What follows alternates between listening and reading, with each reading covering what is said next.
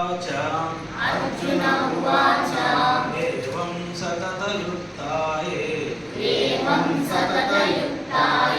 भक्तास्त्वां पर्युपासते ये चाप्यक्षरमव्यक्तं तेषां ते योगवित्तमाः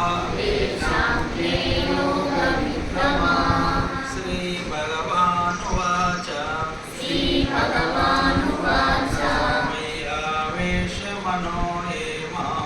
मय्यावेश्य मनो ये मां नित्ययुक्ता उपासते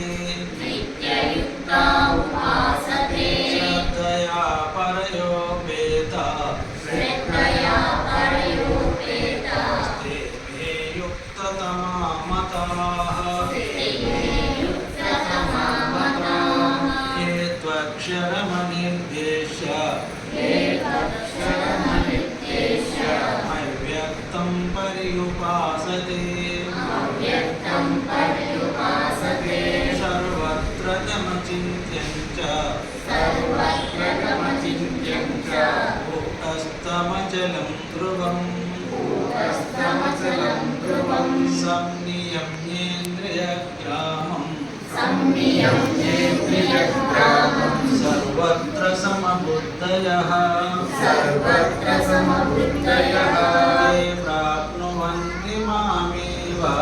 ये प्राप्नुवन्ति मामेव सर्वभूतहिते रताः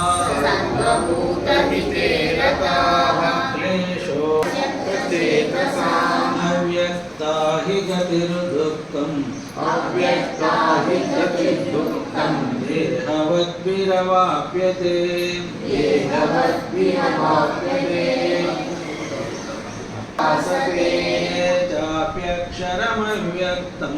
ये चाप्यक्षरमव्यक्तं तेषां के योगवित्तमाः श्रीभगवानुवाच मय्यावेश्य मनो ये मां नित्ययुक्ता उपासते श्रद्धया परयोपेता ते मे युक्ततमा मताः ये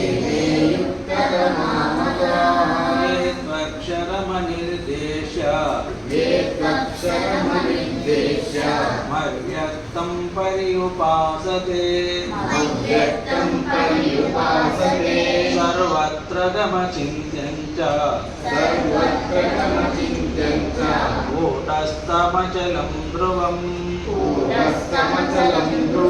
संनियम्येन्द्रियग्रामं सर्वत्र समबुद्धयः ते प्राप्नुवन्ति मामेव सर्वभूतहिते रताः क्लेशोऽधिकतरस्तेषाम् अव्यक्तासक्तचेतसाम्